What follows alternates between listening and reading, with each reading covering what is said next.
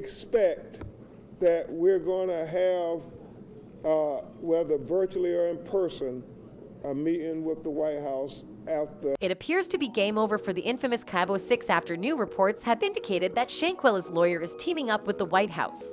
Put the issue right at the footsteps of the White House. During a press conference held at Livingstone College on Thursday, the Robinson family attorney, Benjamin Crump, revealed that he expects a meeting soon with White House officials and the head of the U.S. Senate Foreign Relations Committee. We expect that we're going to have, whether virtually or in person, a meeting with the White House after the 1st of April. At least hear something from them in regards to our. Additionally, the family is calling on the Biden administration to extradite the accused to Mexico. And doing time in Mexico. Everybody extradited over there and doing their time there. That'll be justice for us as of now.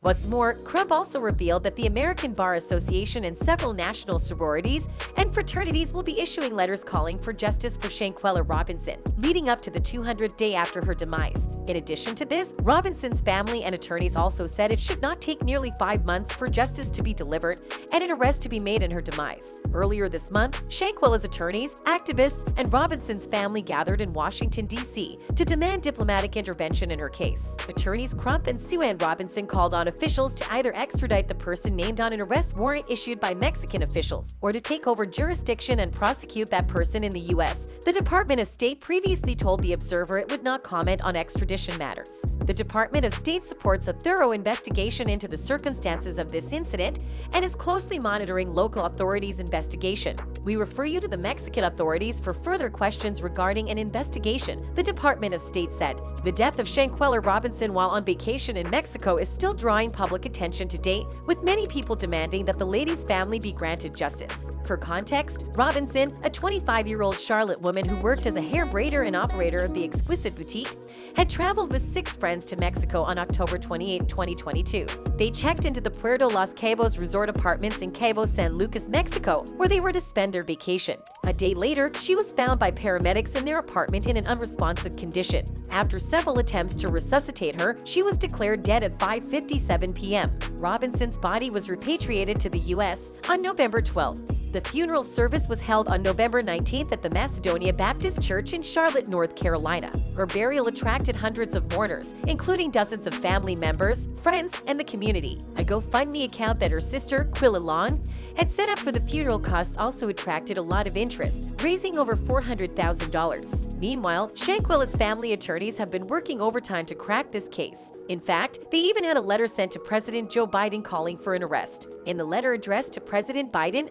Robinson's attorneys urged White House officials to find those responsible for what happened to the 25-year-old. My clients recognize that the U.S. government has many priorities and responsibilities, but believe that intervening, in this case, would not only serve the interests of justice, but also send a clear message that transnational criminal activities will not be tolerated, the letter stated. In the letter, the attorneys asked for help from the U.S. government in 2 specific ways. The United States can follow the extradition protocol and turn over the individual or individuals responsible for Shanquella's death to Mexican authorities. Alternatively, U.S. federal law enforcement agencies can request concurrent jurisdiction with Mexican law enforcement agencies, which would permit U.S. prosecutors to bring the case in the United States as the involved parties are U.S. citizens. The letter read, the letter then proceeded to mention that a warrant had been issued to detainee Jackson, who was one of the 6 people that Shanquella had traveled with. As a result of the investigation, a warrant was issued for detainee Jackson by Mexican law enforcement, one of the 6 travel mates who fled to the United States after Shanquella was pronounced dead. Ms. Jackson was identified as the perpetrator of femicide against Shanquella Robinson, a homicide based on gender, the document read. What's more, a detailed first-hand account has been submitted to Mexican authorities from the Villa concierge who acted as a translator for the group during their trip.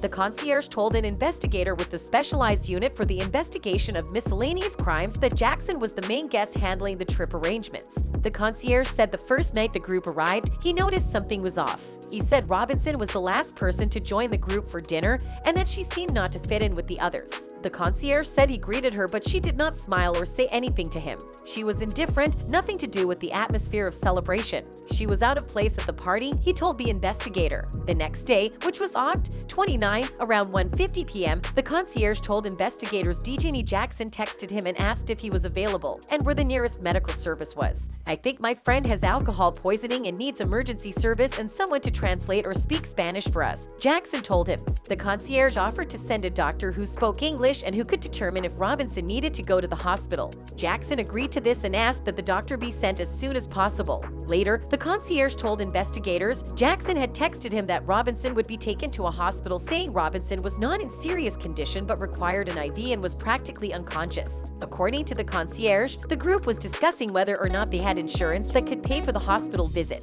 Around 2 p.m., the concierge called the doctor on call for the villa. Later, an administrator of the villa contacted the concierge to ask if he requested an ambulance because security was notified to let one in.